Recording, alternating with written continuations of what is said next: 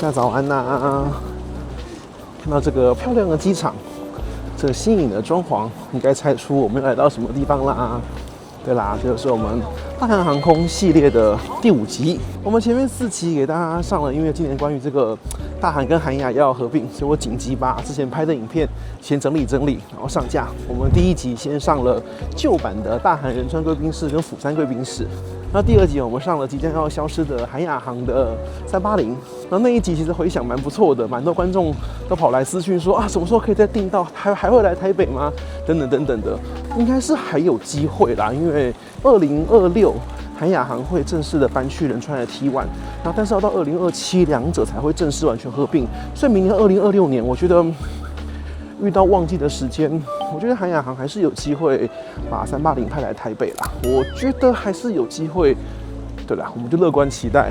韓籍現在班表的變動都非常的頻繁，所以大家可能如果真的要搭的話，就是要很認真的去關注這些消息啦。哈，這第2個部分。第3集我們上的是也是要消失的，就是韓亞航的貴賓室了，因為韓亞航要搬來 T2了，2026年的1月14號左右吧，然後他們就要搬來 T2，跟大韓一起。那他搬來的話，當然那個 T1 的貴賓室就會撤掉了。对，那我們順便還拍了在一航下的星空聯盟貴賓室，這幾集還沒看的，趕快去看哦。對啊，這幾集都蠻精彩的。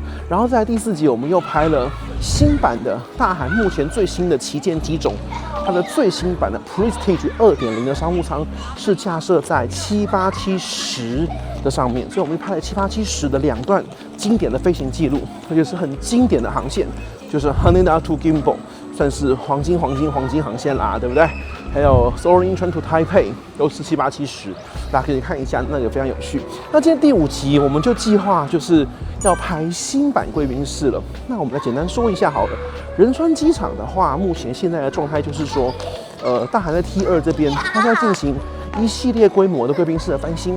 原本它貴賓室是有4間，分別是 Prestige 就是所謂商務艙的 East 跟商務艙的 West， 還有一間 Miller Club 就是給高等會員的，還有真正的一間 First Class Lounge， 總共有4間 Lounge。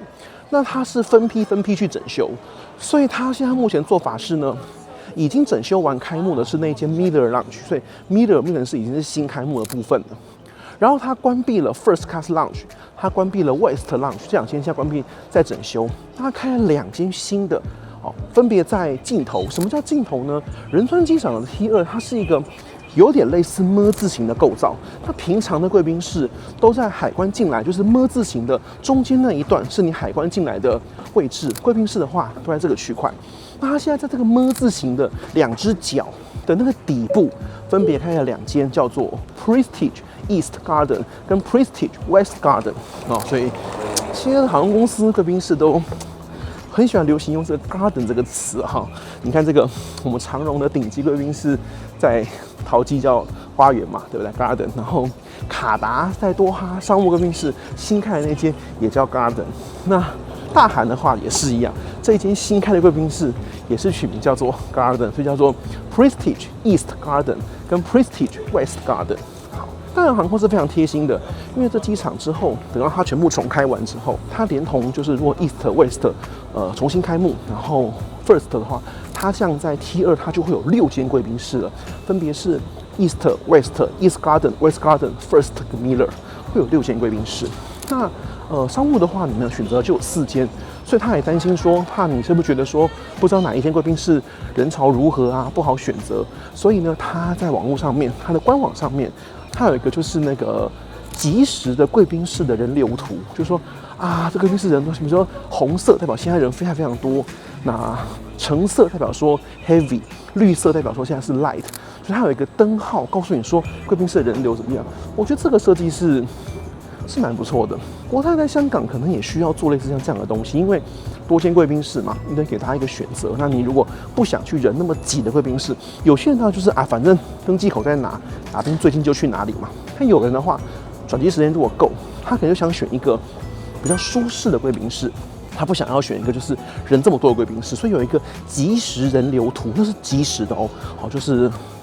online 的，所以你即時可以看到人流圖的話，你就可以選擇了。好，那所以我们今天這個時間點呢，我要給大家拍攝是新的貴賓室嘛，所以我們當然只能去 East Garden 或是 West Garden 這2間的話，就是新開的。對，那根據我這幾天在網絡上面刷那個頁面，通常 West Garden 人都很多，不知道為什麼，是那間比較豪華嗎 ？I don't know。但是這2間同時開幕的，可能因為大韓的航班都在 West 那邊比較多啦，所以那個航班的話，在那邊的话人流是都真的是比較多的。对，所以我們今天選擇往 East Garden 方向來前進嘍。根据我剛剛走過來的觀察，確實是因為這邊就是等於是數字大，數字大這邊是 East 是東邊，這邊是 East Garden 要從281 Gate 上去。那剛剛這一排，我們再回頭看這一排的航班，都是那些非大韓的航班吶。哦，那這樣就很合理了。所以那一邊的那個角就是滿大韓航空自家班機，當然很多人就會選擇離登機口比較近的貴賓室，所以那个 West 的 Garden 人是非常多的。West 因為位置在正中央，人當然也非常多。哇，你看這邊就更空曠，對不對？這邊就真的是沒什麼人。這是仁川機場東邊的盡頭。我猜之後可能韓亞航是不是要來這邊，因為這邊可能是空到不行哎。好了，我們已經到了 Korean Air Prestige Class 在這裡。然後這間是 Prestige Garden East， 我們來看一下。哦，最近感覺人是不多的，確實如剛我人流圖上所示，10點45分了，這邊有時間。那我要搭的是12點半表定的華航，不過華航今天小有延誤啦。那我上官網現在只是即時的人流圖的話，就是西邊人真的是爆炸無敵多。我們來一張熒幕截圖。這一間開放時間早上7點開始，然後它是 SkyTeam Lounge， 然後這邊有 Entrance， 像這樣完全採用這個電子部分。所以我們現在就像這樣掃描我們的登機證，門就會打開了。打開之後我們就進來了。新的貴賓室真的完全不一樣哎！這第一個區塊是 Tech Zone， 這邊所謂的 Tech Zone 就像這樣完整的整套，然後這是有桌子，然後有燈，所以它的商務區像這樣子，這邊都是給商務辦公區的。這邊你可以很舒服的用筆電，那這個區塊也是個很好的設計。哇！好漂亮，好美哦！我們來慢慢的欣賞這貴賓室，而且確實如官網所呈現的，這個時間人流不多。哇，跟之前我們拍的那個第一集大韓，是不是判若兩間貴賓室？這真的是同一個大韓嗎？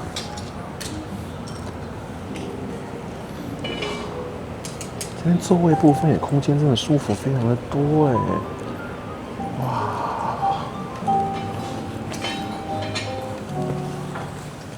所以如果早知道這麼多客人，大韓為什麼不早點開貴賓室？它人流就是爆炸無敵多啊！這貴賓室很大，而且很美。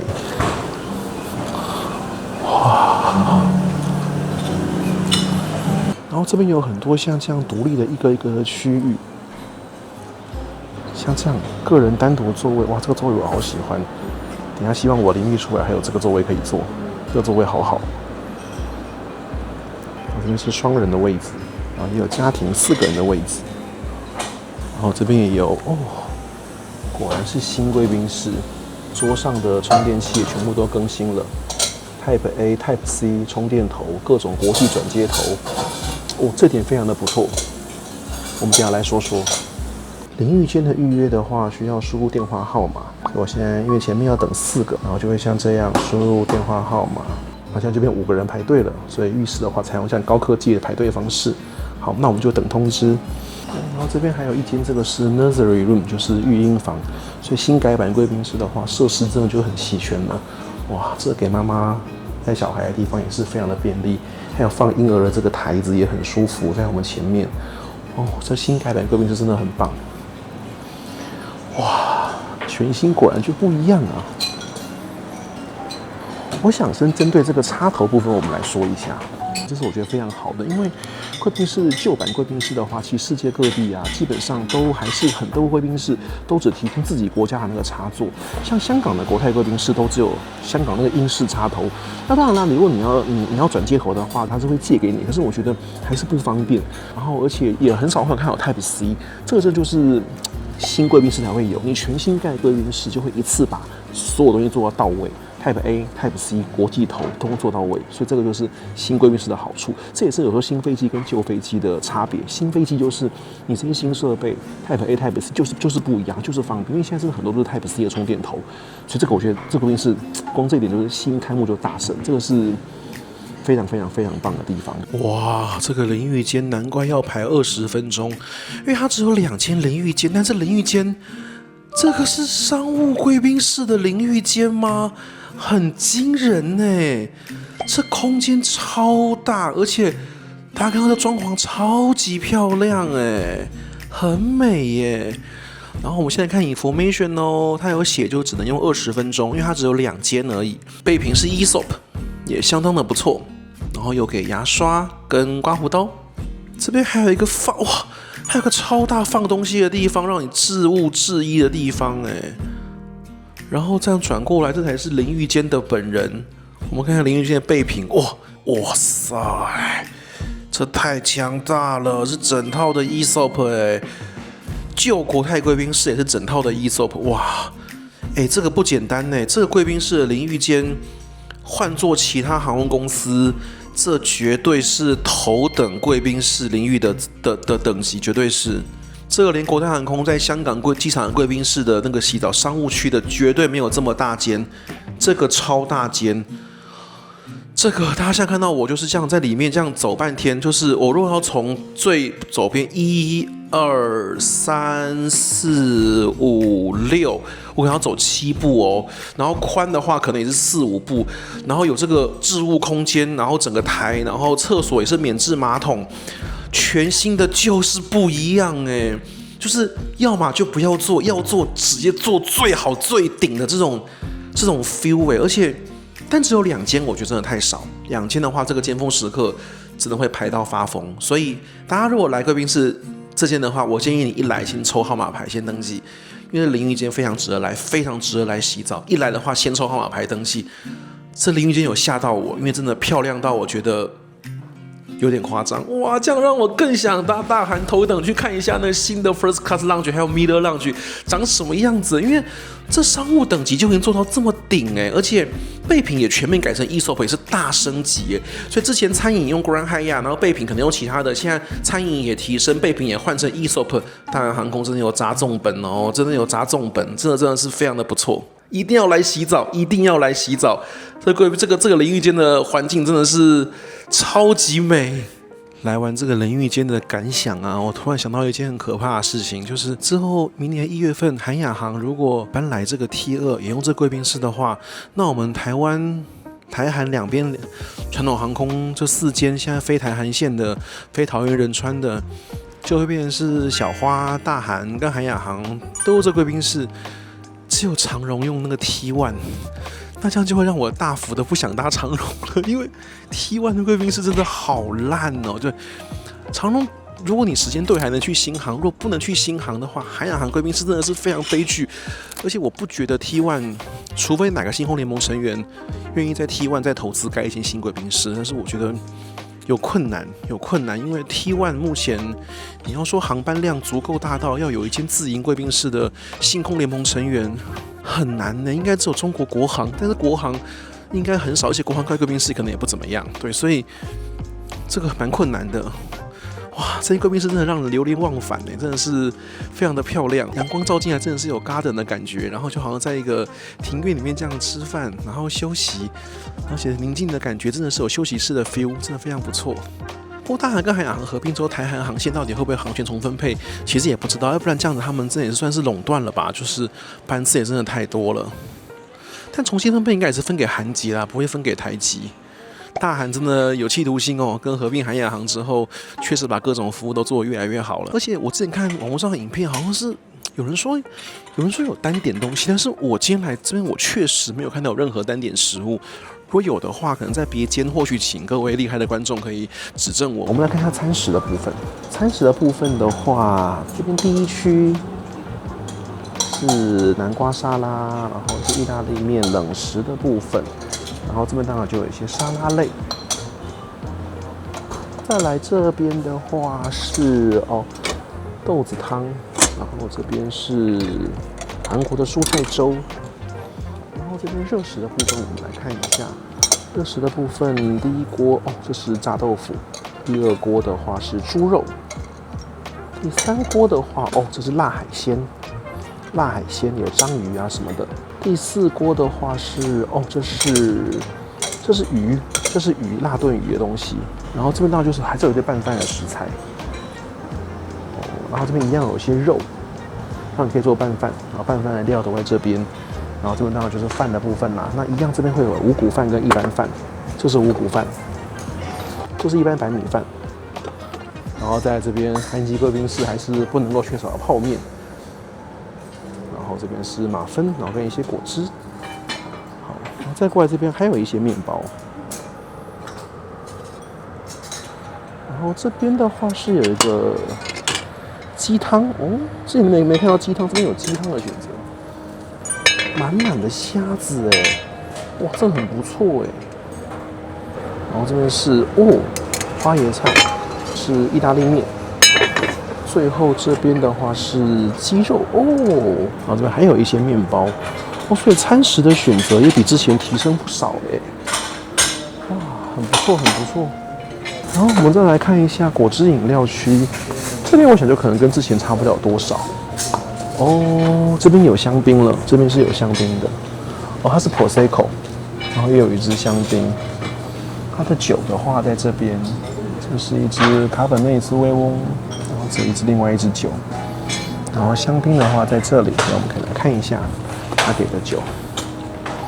啊，這邊其實有酒單啦，那我們等一下直接拍這個就可以了，照我們的照片呈現。那我們看一下，哦，叫 Garden 的理由，我覺得在這裡啦。因為這個地方外面看出去，這邊就像是個花園的感覺，大家看到了嗎？因為它這個在4樓，然後從上俯瞰下去，所以 garden 是指我面前手指的這一塊是 garden 嘛，所以你現在等於就是，哦，那我想兩邊是對稱的，另外一邊走到底也是有這個 garden 的設備。花園的區域，我們也來簡單的拍照一下。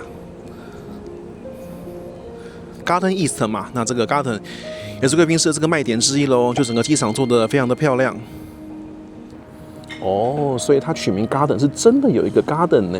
那我們長榮的 Garden 在什麼地方？就真的是有一個小花園，對，蠻不錯的。環境真的非常的優雅舒適。如果你要講單一貴賓室的話，占地面積並沒有很大。就我目前看到的就是這樣這一區。不過因為它之後在這邊會有4間貴賓室，那這樣應該就還算夠用。因為它沒有做分流，沒有說什麼樣的客人只能去哪邊。所以它就用官網上面做一個代替，讓你可以就是從官網上面去看到即時人流圖，然後自己做選擇。哦，剛剛這邊還沒有擺出來。哦，真的是比之前多哎，它還有一整排是壽司哎，而且裡面是有蝦子跟 ham 的壽司哎，哇，這很棒哎。壽司看起來好好吃，而且這是韓國的海苔飯卷，這不是日式壽司，這是韓式的海苔飯卷壽司。韓國這個海苔飯卷叫 gimbap， 哇，超棒哎！我超喜歡吃的 gimbap 的。我還這趟在韓國旅遊的時候，還真想說啊，我沒有吃到 gimbap， 太好，貴賓室出現 gimbap， 這貴賓室到目前為止非常的滿意啊。然後好消息，我們剛剛在拍照的同時啊，發現它更換菜色了耶！它把剛剛那個辣燉魚換成了這個韓式炸雞，然後現炸出來的，感覺超好吃的。哇，这真的超好吃的！這我要來補拿一塊韓式炸雞。在這邊食物真的是選擇很多，比自己的貴賓室好太多了。好了，我現在坐進來，我剛剛說的那個小包廂了，這完全是一個人獨立包廂。哇，這真的是愛人超友善。而且這個座位就跟飛機上的座位一樣耶，我們來看一下，這根本就是商務艙座位的翻版嘛。你看這邊有個這個小台燈，然後後面就躲這個充電器 ，Type A、Type C， 國際充電頭，然後這個是控制燈的，這樣打開變亮了，這根本就是一個小商務艙座位的設計嘛。你看我現在做成這樣。如果後面的牆壁拿掉，我現在說我在飛機上面，你是不是也相信？是不是很像商務艙座位的感覺？就是有一個門，有沒有？像有個 suite 的那個座位的門，很不錯哎，這座位真的超棒的。好，然後旁邊就有這個小桌板，小桌板也超像飛機的。我們來看一下，只差前面有一個熒幕，是不是就像飛機的頭等艙了？有沒有？然後這樣放下來，你看這小桌板是不是跟飛機上也長得很像，就是陸上版的頭等艙的座位嘛，前面只要有個電視，對不對？就真的很像了，然後可以平躺，就真的完全一模一樣。好，我們去看一下我拿的餐食。哇，今天不用拿泡面了，今天可以吃的東西好多。我拿了一點點饭，只有一點點的拌飯，然後那個雞湯，然後前面是豆腐、魚板，然後這是豬肉，這是剛剛的韓式炸雞，然後這邊蝦子，滿滿的蝦子、雞肉，然後花椰菜。再我剛剛說我很喜歡吃的 Kimbap 紫菜飯卷，這個是有蟹肉版本的。拿了2杯酒，它的酒的話，一杯是Moscato， 它没有他刚剛講它沒有那個 Champagne， 它是 Moscato， 然後一杯 Sauvignon Blanc。好，我們趕快來品嘗一下今天的食物。好，那我們就要來品嘗了。我們品嘗食物之前，我們先進一段 VCR， 因為上次我們拍那個大韓的第1集的時候，我們有特別講說，之前大韓航空貴賓室啊，那個食物是仁川君悅 Grand Hyatt 所提供的。我現在突然有一種恍然大悟的感覺，因為那時候覺得說跟飯店合作是好事，但是因为我就想說做完整的記錄，所以因為上次的貴賓室是 Grand Hyatt Incheon 所提供的食物，因為我住過 Grand Hyatt 的那個首爾的，我覺得非常的棒，所以呢，我就想說好，那我就為了大韓貴賓室的這一集，我去住一晚仁川君悅，看看他那邊早餐提供的怎麼樣，跟貴賓室比起來是不是一樣的東西？因為我很好奇嘛，就是你提供給別人跟自家有沒有一樣？所以我們現在進一段 VCR， 我去住了仁川君悅的早餐部分，來，我們跳轉一下 ，Go！ 早餐的話，今天在 Grand Cafe。在餐廳用餐，不是在酒廊，還不錯。好，我們第一區看到的是蒸籠部分，那這邊的話就是一些燒麥跟一些餃子，對，就會像這樣哦，小籠包，然後再來就是哦，好可愛的一堆熊貓造型的包子，然後再來就是基本的冷盤跟沙拉，然後再來就是燻鮭魚。然後這邊是冷肉跟起司，然後這邊是西式的食物，就是有這些煮豆子啊、馬鈴薯啊，然後番茄啊，還有一些南瓜。然後這邊的話，哦，這邊是有韓式的烏龍麵，這邊是有魚豆。然後在這邊的話就有水煮蛋，然後現煎的一些蛋，然後再就是一些腸子，然後培根。最後就是韓式區了，這邊的話就是一些做拌飯的料理，泡菜呀、鵪鶉蛋啊，那就是蒜苔，這蠻好吃的。然後，哦，就是那個된장찌개，就是他們的大醬湯。這個就是粥，然後這是牛肉的海帶湯，這個是炒的豬肉，然後這邊是一個魚。哦，那這樣看起來，他送到貴賓室的食物好像比這裡還要豐盛哎。貴賓室早餐還有拌飯，這邊還連拌飯都沒有，而且這邊早餐偏西式比較多，貴賓室的食物還給的樣式比較多呢，韓式料理選的比較多。我們看看這一區，這是這些基本的麵包區的一些選擇，有一些丹麥啊，然後可頌啊，基本款。我這樣感覺起來，仁川君悅的早餐真的是在君悅系列裡面真的比較弱，尤其跟市區那一間 Grand Hyatt 完全不能比哦。那看來提供大韓貴賓室的還蠻有誠意的，其實貴賓室的早餐我覺得還比較到位。我們嘗嘗味道吧，我是有點嚇一跳啦，因為一般來說，像這種飯店提供給貴賓室的食物，如果貴賓室的食物等級是一個 level 的話，那在本站應該要更好嘛，所以我本來預期說這邊的食物應該比大韓航空貴賓室的東西還要更多更好，但沒有哎，所以好妙哦！就仁川君悅自己的早餐其實蠻普通的。三溫暖區的話，上次跟大家分享過，如果你搭大韓的商務或頭等的 Arrival 的話，其實你是可以用這邊的那個三溫暖設施的。對，但其實並不大哎，所以我其實沒有嚇到，因為我本來以為說是蠻大，結果其實沒有哎，所以我也不知道哎，就反正有點奇怪。好了，我們先嘗嘗味道好了。我們先試這個最容易失敗的小籠包好了。小籠包倒是還好，而且它這個炒的那個博咖喱，一般都是用那個牛肉，它這邊是豬肉，牛肉比較好吃。蒜苔倒是不錯，蒜苔在台灣比較沒那麼容易吃到，也是有啦，但這邊就還算蠻多的。然後這個是魚。其他真的沒什麼東西，我們再喝一口這個有牛肉海帶湯，裡面的牛肉幾乎撈不到。這牛肉海膽也很普。結論是，仁川君悅提供給大韓航空貴賓室的食物，但淡川君悅是比較差的哦。他如果要吃比較好的版本，可能要去 K1的貴賓室。好，我們去 K1貴賓室繼續 Go。Hello， 我們回來了。我們現在回到大韓航空的貴賓室了。怎麼樣？仁川君悅那個早餐是不是真的不行？所以反而舊版的大韓貴賓室的早餐還豐富一點。然後今天的東西，你看這是不是完全等級不一樣？所以我開始認真懷疑，之前東西不好吃是仁川君悅的問題。就是我不知道，這只是我從表面上猜測，當然可能跟預算啊什麼都有關係，只是我個人的瞎評論哈，大家不用放在心上。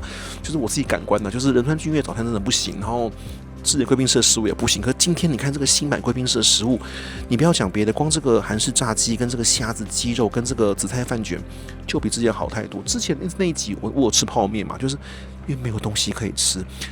Korean Air 的 lunch 一直為人所詬病，就是為什麼要給泡麵？因為沒有東西可以吃，你只能吃泡麵。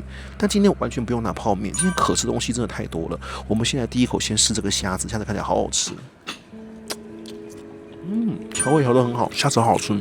焗烤花椰菜，花椰菜用辣醬調味，很棒。喝一口 Moscato， 看还是酒還是弱一點。雞肉，好好吃哦。再試一口我們最喜歡的紫菜飯卷。我們現在跟韓國有點淵源啦，就小時候就常吃韓國食物。那這 Kimbap 一直是我非常喜歡吃的食物，在家也會常常吃。這真的是算是我一種 comfort food， 就是會讓我覺得很放鬆，回到家的感覺，然後真的好吃，從小也吃的習慣，我媽也很常做。我反而對於韓國這種 Kimbap 的，就是喜歡程度，可能還大於日本式的生魚片壽司吧。好，再來吃一口這個韓式的這個豬肉。那我們試一口 Sauvignon Blanc。Sauvignon Blanc 還行，我覺得 Sauvignon Blanc 比 Moscato 好喝，蠻不錯的。再試一口這個豆腐，然後魚板。魚板不錯，魚板蠻好吃的。試一口雞湯，雞湯還可以。好，我們拿了一點點的拌飯，我們也來吃一口拌飯。今天的拌飯它的料，它有給雞肉，它也有給鮪魚，所以之前也都比之前是好的。我覺得真的是有提升蠻多的。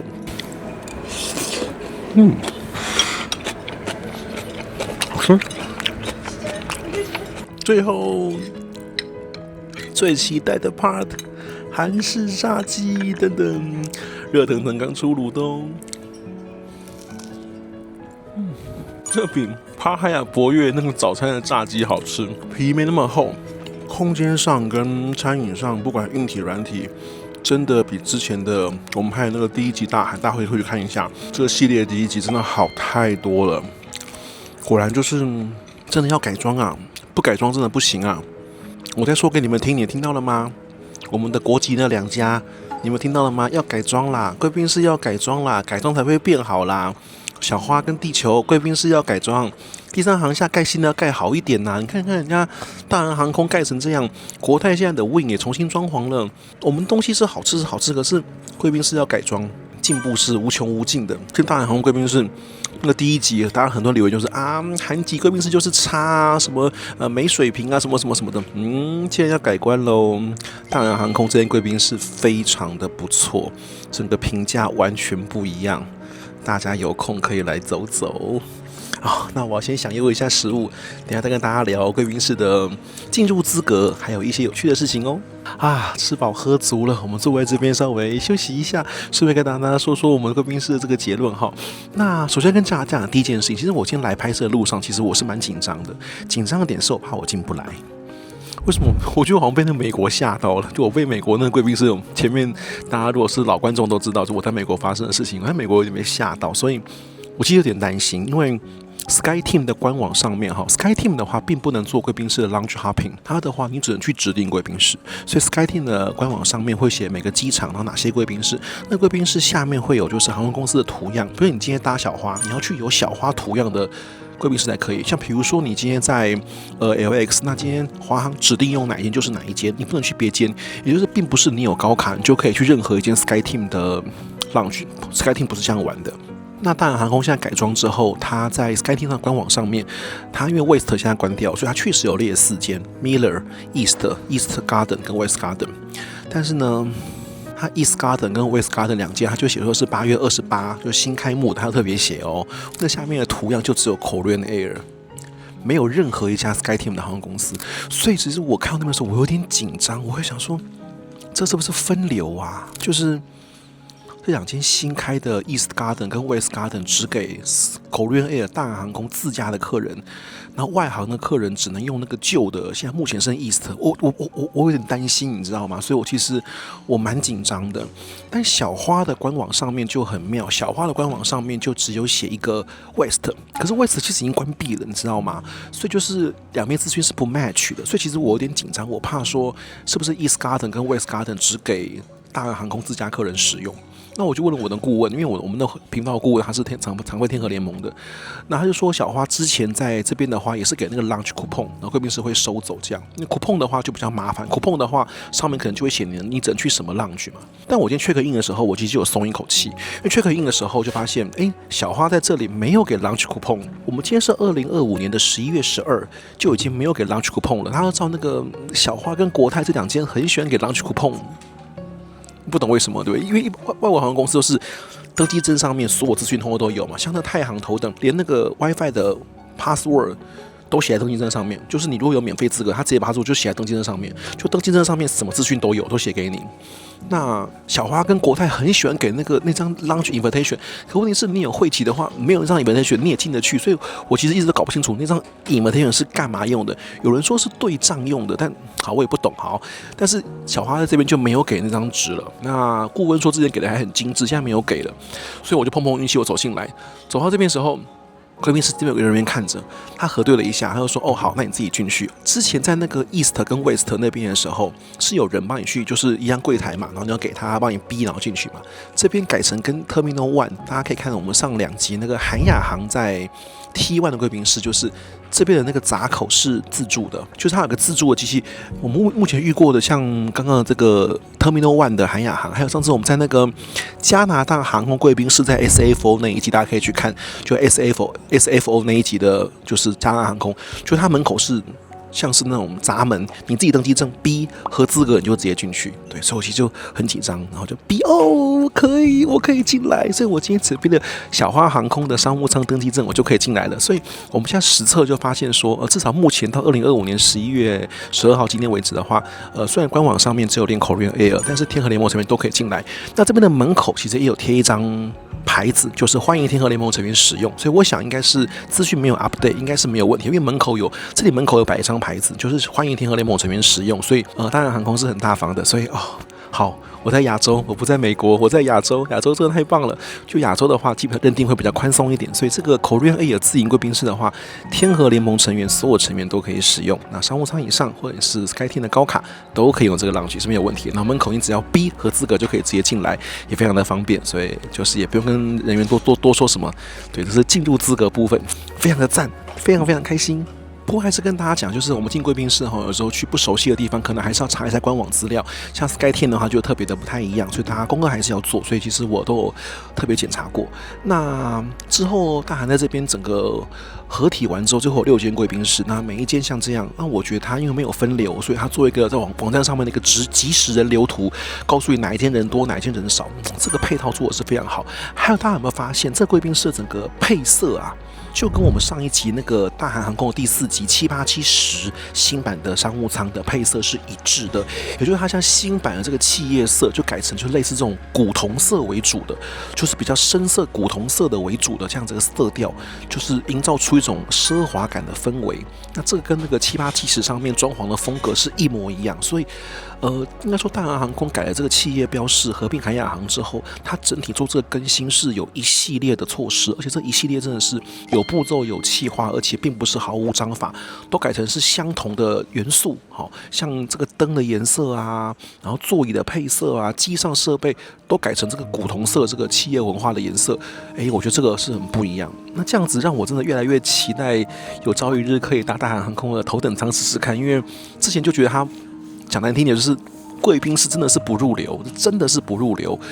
所以我覺得這一間貴賓室可以榮登2025年就是那個貴賓室，如果要講進步獎，第一名一定是大韓航空這個了，就是他從那個之前超破的 Pre-Seat 那個 East West， 我們第1集拍的那個，到現在第5集這個，你看這是不是煥然一新啊。不過你也可以換個角度啊，就是說，就好像考試有個學生永遠都考10-20分，故意考墊底，然後現在只要考個70-80分，你就覺得哇，他進步很多，就有這種感覺。所以說實在話，這些你說食物有沒有真的很厲害？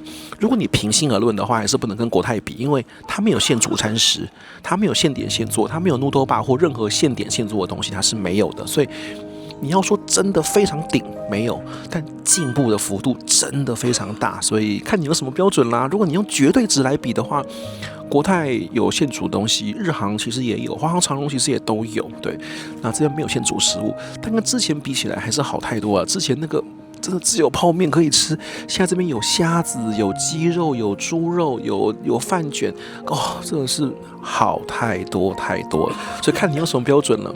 那我常会 mention 之前的一些集數，是因為，之前有一個觀眾的留言，我其實蠻喜歡的，就是有人會說，哇，看你的節目好像那個貴賓室版的Wiki Expedia， 這個稱呼我喜歡。我其實有點目的，就是希望把頻道做成一個讓大家，如果你想出國的時候，你就可以來頻道搜尋。那我會盡量多拍一些，讓你可以想去什麼地方，你就先搜尋那個地方有什麼貴賓室。所以我是想做一個類似貴賓室或飛行記錄或航空公司各種機型的類似 Wikipedia 版本，就是說裡面什麼都有，然後你可以就是你如果想去哪裡或想搭什麼機型，你就可以先搜尋我的飛行記錄或是貴賓室或飯店體驗，就是我去過的地方。像博悅，我就希望都拍到。你如果想住博悅，你就任何一間博悅只要輸入，你就可以找到這間博悅，然後先看過一次。我是很想這樣做，對，但這個可能很耗時啦，也是一個夢想而已。不過希望大家多多支持哦，就分享然後訂閱。我自己覺得蠻有趣的，那個留言是我覺得很溫暖，因為這是我的目的啦。雖然我沒有這樣說，可是我是很想做這件事情。就大家如果想去什麼地方，比如說我今天要去舊金山，我就輸舊金山。我要去香港，我就輸個香港，然後國泰，我要去哪裡？然後我要看澳洲航空貴賓室，那我就有一些系列，你可以全部都看到。那你可以自己挑自己喜歡的，就不用走冤枉路這樣。好啦，那今天真的非常開心，這大韓航空貴賓室，我覺得真的非常的不錯，就是整個新裝潢真的是100分，這太棒了。所以大家如果有機會來的話，然後一定要看人流哦，因為如果人多還是會很可怕，因為你要說的空間真的到很大。其實也沒有真的到很大，所以如果人真的很多，我覺得還是會爆炸。所以看一下人流，那這一間目前的話，至少到2025年11月、12月，就韓亞航還沒有過來之前，我認為這個 East Garden 人都會是最少的。所以大家如果腳步夠快，就大家多走個5到10分鐘來 East Garden，會讓你很舒服哦。那我們今天大韓航空的貴賓室這一集就到這邊，然後我們就下一集貴賓室來跟大家分享嘍。大韓航空跟韓亞合併的這個5集，我們就都上完了。有沒有期待下一個系列？先預告2026年我們會有幾個很大的系列，或一個系列將近有到20集哦。大家要不要猜猜是什麼樣的地方能夠連拍20集呢？